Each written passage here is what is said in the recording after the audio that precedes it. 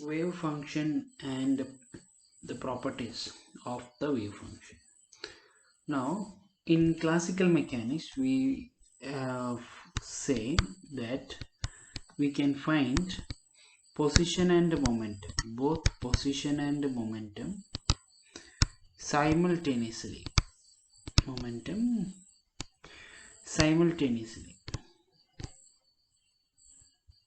simultaneously and accurately with precision. Okay, so this is the property of classical mechanics. That means if a particle is moving with some velocity, we can find the position as well as the momentum of the particle uh, at the same time at very good accuracy. But as and when you come down to quantum particles, we have seen this distribution of the probabilities. So this is how this probabilities get distributed. At the center you have high probability, and at towards the ends of this wave packet, what is this called? Wave packet. We have already discussed about this wave packet. So towards this side of this wave packet, probability get decreased.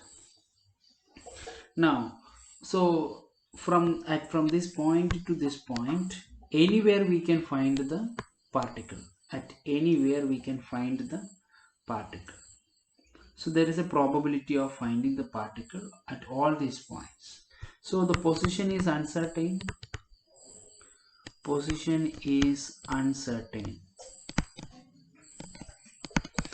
And similarly, what about momentum? If there is a uncertainty in position, there is definitely uncertainty in the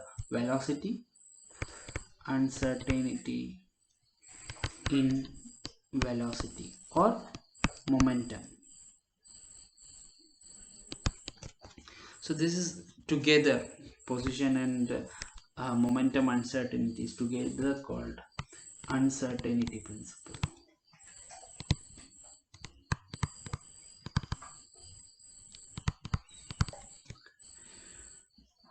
So for classical particle, why is there no uncertainty principle? For classical particle, what happens is, as the particle size is increased, this constructive interference will take place over a region where the probability is maximum. So it doesn't decrease. So here you have the probability as 1. The probability for a larger particle, for example, this is a large particle, the constructive interference will be over here. When the particle becomes smaller, the same thing happens.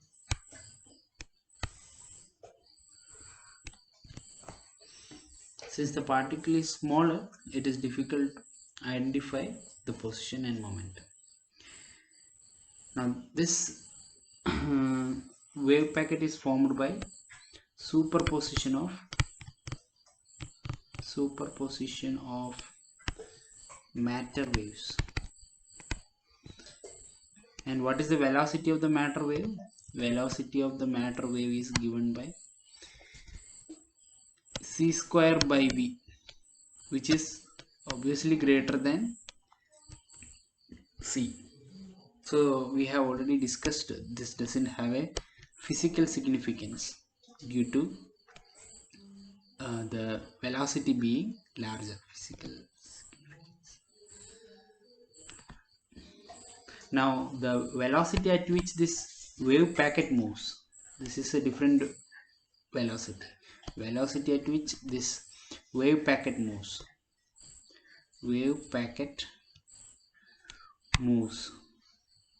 or particle moves. The velocity of the wave packet is same as the velocity of the particle. That is nothing but group velocity.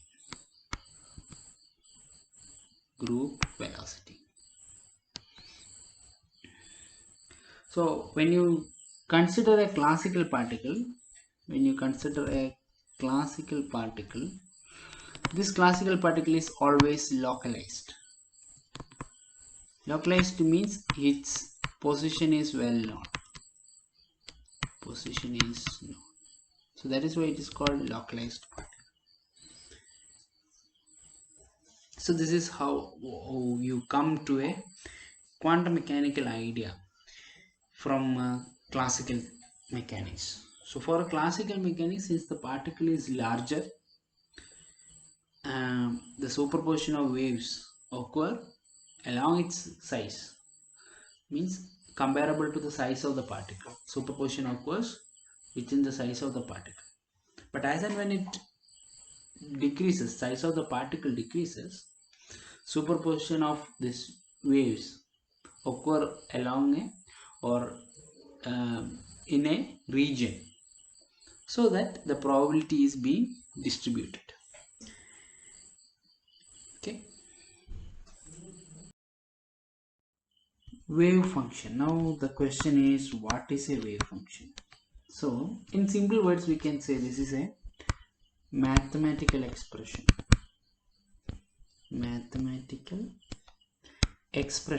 Just a mathematical expression which gives complete information, complete or all information, complete information regarding what? Regarding the particle, complete information of the particle. Okay, so this wave function is giving you all information about the particle. Now what all part information? Now all information of the particle that can be derived. That means using this wave function, let me write it as psi of x comma t. I'm writing it as x comma t because I'm assuming that my wave function is a function of the position as well as time, that is spatial variable x and the time coordinate t. My wave function is depending on x as well as t. Now from this wave function we can derive the position, momentum. For example, I want the momentum of the particle, I need to use this wave function. Okay, so momentum, energy, okay, then kinetic energy of the particle can be, I can find potential energy also I can use. Okay, these are the applications of this wave function. The state of the particle I can find, state of the particle. So these are the quantities that we require. Okay, and this is the wave function. This is the what a quantity that defines the particle. So how will I find out position? For position I want to use position operator. I will write it as operator. So for each quantity corresponding to that quantity, there is an operator that acts on this wave function. So operator will act on psi will give me, for example I am using position operator. Position operator, if it acts on psi, I get the position of the particle. Okay, position of particle. Now suppose I want the momentum of the particle. Instead of the position operator I will use momentum operator on this wave function. I get the momentum of the particle. So this is very similar to our classical mechanics. In classical mechanics we initial position will be given. So at t equal to 0, x equal to 1, what is at t equal to 10 seconds, what is the position x equal to? For that you will be given velocity. Okay, so using the formula v equal to u plus at, you get, sorry, s is equal to ut plus half at square, or using this v equal to, finding the v position, you can get. So So these are the methods used in classical mechanics to find out the quantity required. For example, you want momentum. How will you write? You find out mass into velocity. How will you find out energy, total energy? You will find out the kinetic energy, then potential energy of the particle, then you add it up, you get the total energy.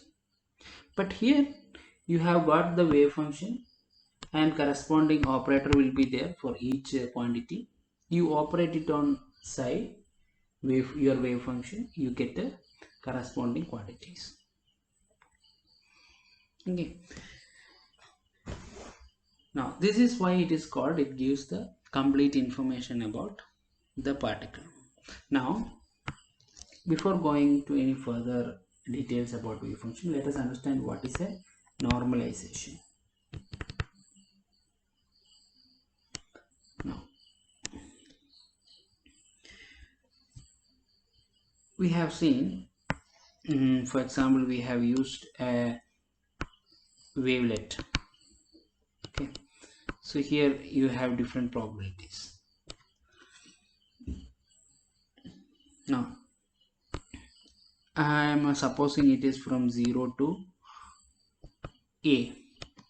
Okay, so this is my, there is a wave function for this particle, this is the particle, and corresponding to this particle there is x of t, x comma t, psi of x comma t. Now suppose by some mistake I have used from 0 to, this is 2a, 0 to 2a length. Here also the same wavelet will form, wave packet will be formed, not wavelet, it is wave packet. So from 0 to 2a I can see two particles.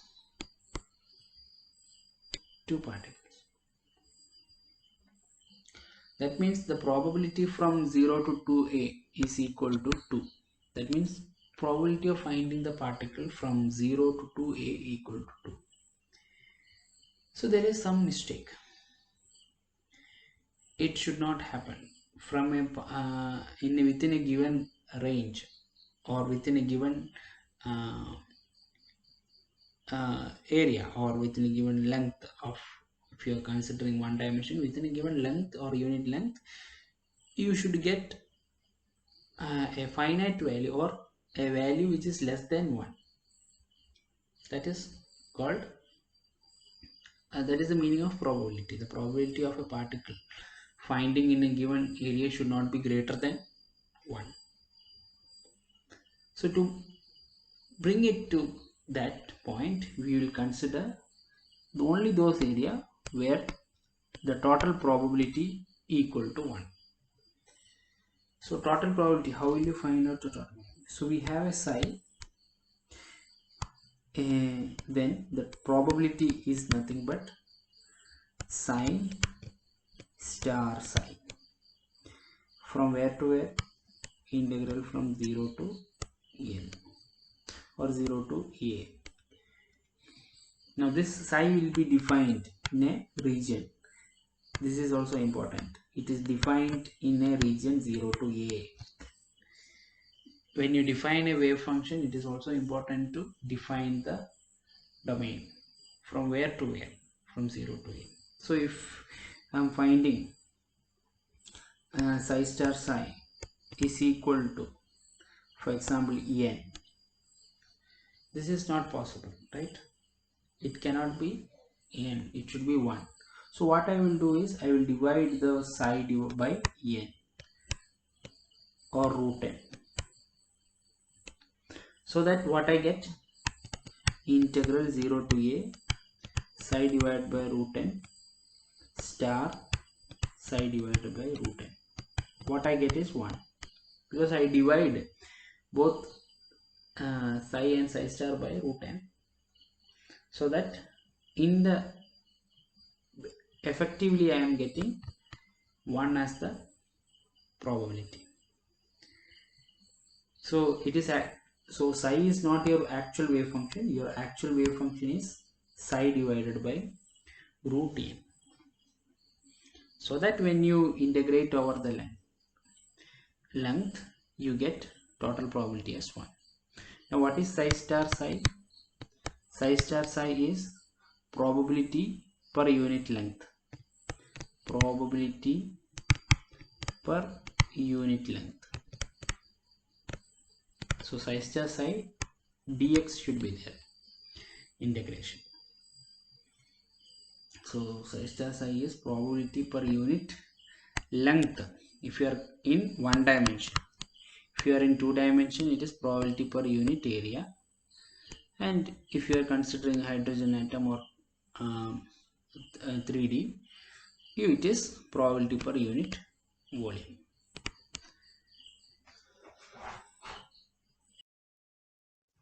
Now representation of wave function. Representation of wave function.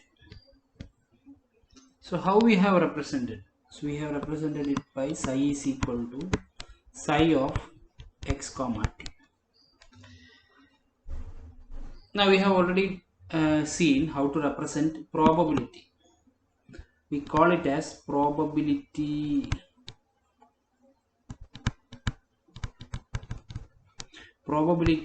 density, that is equal to psi star psi. What is psi star? Psi star is this is the complex conjugate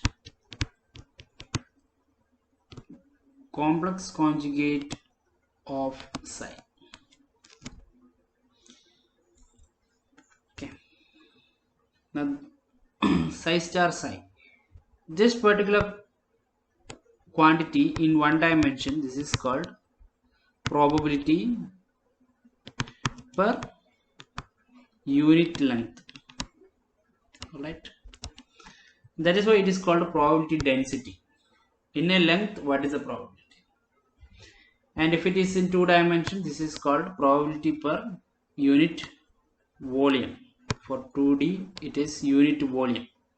For 3D, sorry, for 2D it is unit area. For 3D it is probability per unit volume. Okay, so that is why it is called probability density, psi star psi. Now how will you find out the probability between? I want to find out the probability between small interval dx. This is dx, this is x, this is x plus dx. So this small interval will be dx. So psi star psi dx is the probability in the interval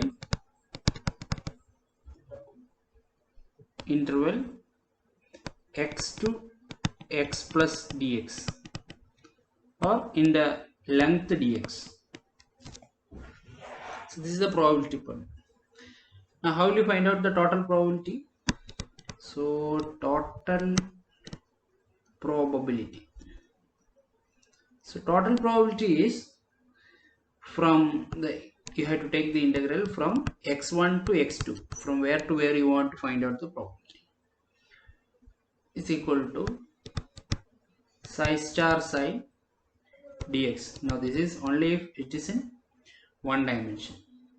For example, if it is in two dimension, double integral will be there, x1 to x2, y1 to y2, psi star psi dx dy.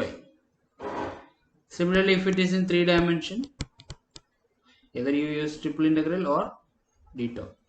Psi star psi, same, it is triple integral only, psi star psi dx dy dz, or integral psi star psi d tau v1 to v2.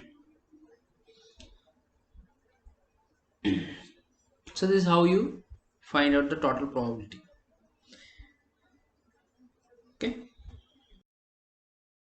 So wave function property number 1, the first property is psi must be finite.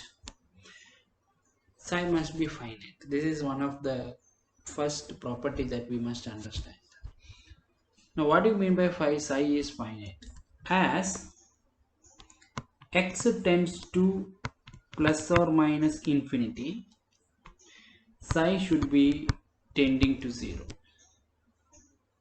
That means when x tends to plus or minus infinity, it is going on increasing, your value of psi must be tending to 0, which means convergent. Psi must be convergent. Another term, instead of finite, they can use in the option convergent. Let us take an example. For example, psi is equal to e power ax. Now this is an exponentially increasing curve or exponentially increasing wave function, right? This indicates growth.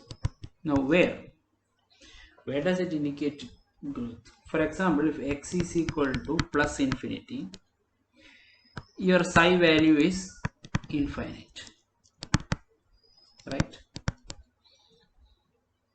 Now as x tends to minus infinity, look at this term, your psi value, for example, e power a into minus infinity. So this psi is tending to 0. Now, so this is a valid wave function only in this limit. Psi is equal to minus infinity. It is not true in the positive direction or positive x-axis. Positive x-axis, it is not valid, because positive x-axis, as x tends to plus infinity, your psi value is infinite. So your from x equal to 0 to minus infinity, your psi value starts decreasing, right? Now how your wave function will be? You have, so from this is 0, this is tending to minus infinity, this is tending to plus infinity, and somewhere like this it will be. As x tends to infinity, your value of psi is decreasing to 0, right? So your psi, you can write it as psi is equal to e power ax. Now you have to define where it is defined, from 0 to minus infinity. 0 to minus infinity is the domain where your wave function psi is defined, not in the positive x-axis. Valid only in the left region. Here it is valid only here.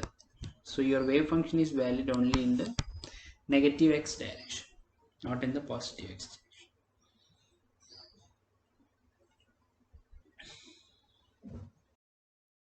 Yes, friends, before going to the next question, VK Lectures has got something for you.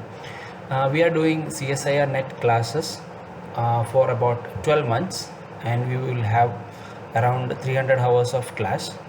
And for PhD students, faculties, and working students, recorded classes of our video will be given to you in the link, YouTube link mainly, and in the this 12 months duration, we will be solving around 3000 problems in the class, and we will almost have around 60 test papers.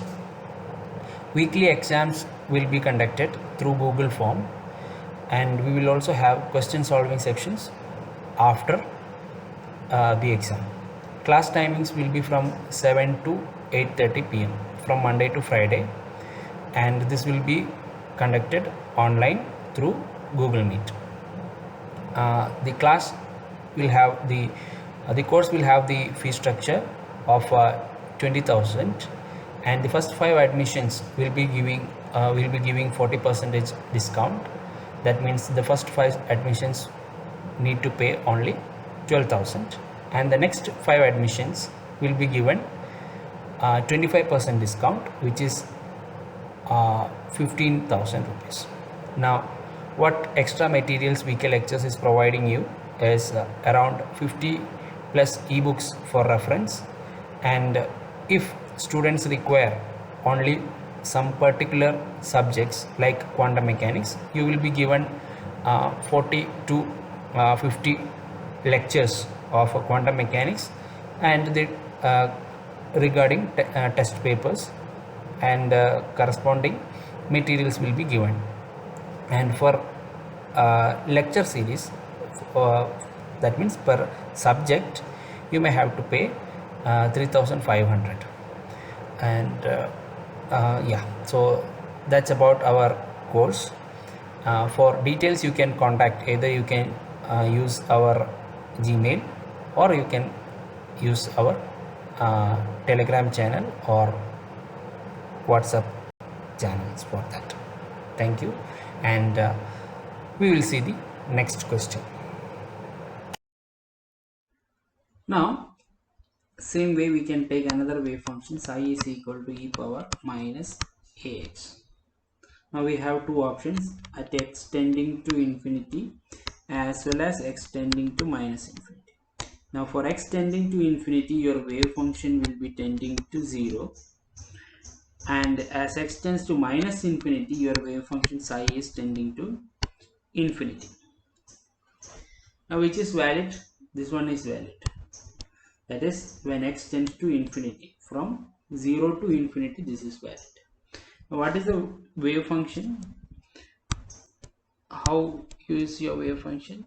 As x tends to infinity, it is tending to 0. So here x equal to 0, here x equal to plus infinity. As and when it goes to infinity, it is tending to 0, right? So this is valid only from x equal to 0 to infinity, only in the right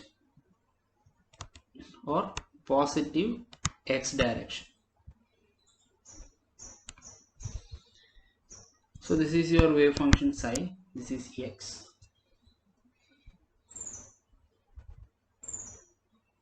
And towards the left side,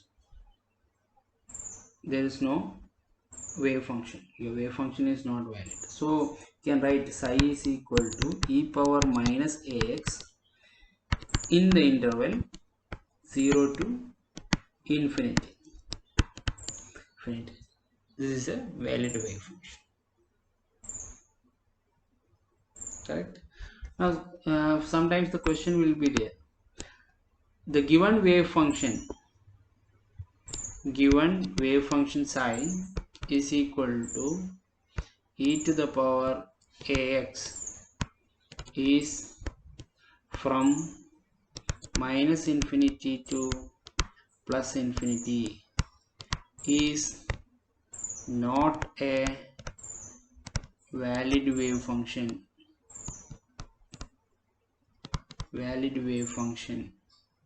Because 4 options will be there. Now what we will say? It is not a valid wave function because not finite at x equal to infinity. We are not getting psi is not finite at x equal to infinity. So you have to, 4 options will be there, 4 properties are there. We will discuss one by one. So this is one of the properties. Now property number 2, the psi wave function psi must be continuous. Now let us take for example a wave function, and this is x-axis, and here you have y-axis as psi. Now for some time you have the wave function, and for a long time you don't have, and it Now what does it mean? From this region there is no wave function, so that means the wave function is not continuous at x equal to these points. So that it will be called x equal to a and this point as x equal to b. So from x equal to a to x equal to b, your wave function is not continuous. Now what does that mean?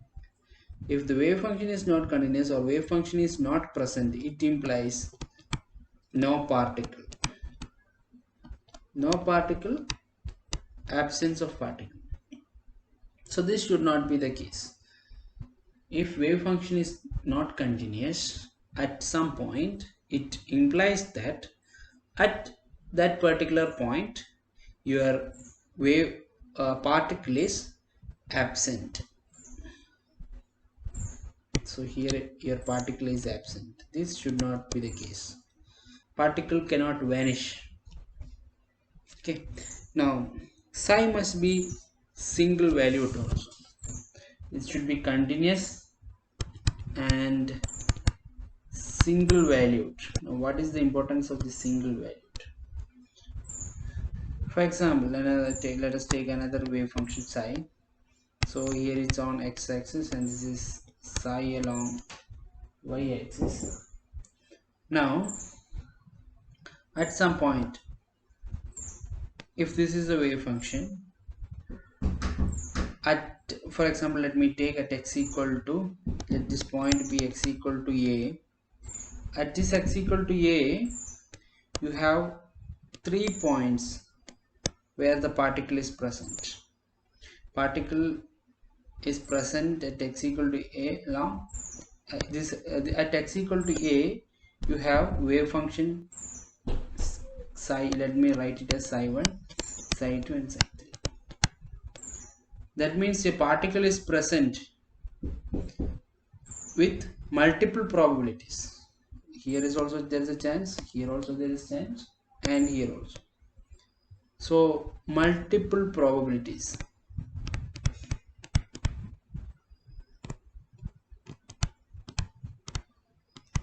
This is also not possible.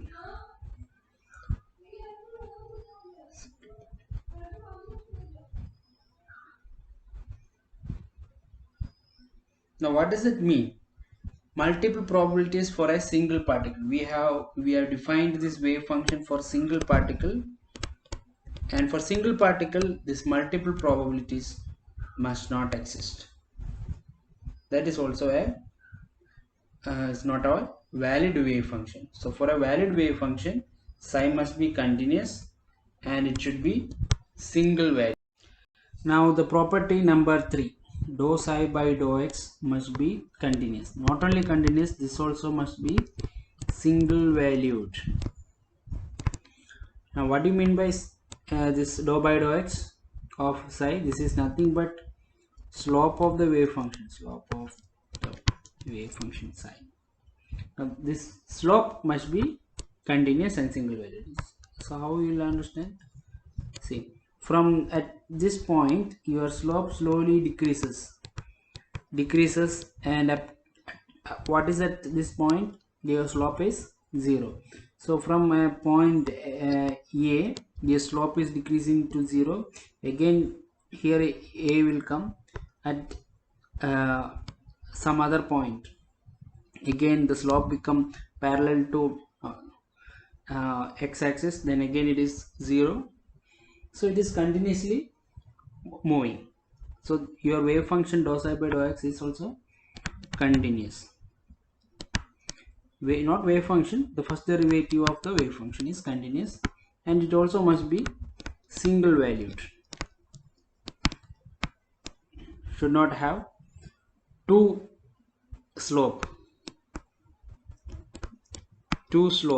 Should not have two slope. Okay.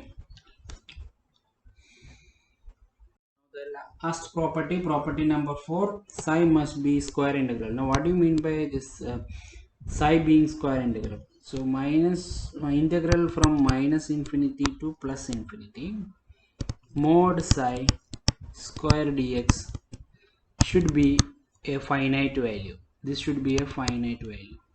because you know this value is indicating probability.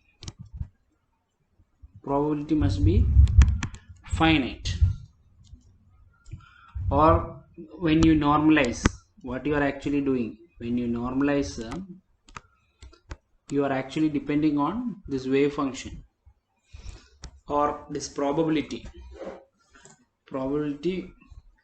such that you are dividing that value by some constant n, so that you are, when you integrate, you are getting a value which is equal to 1.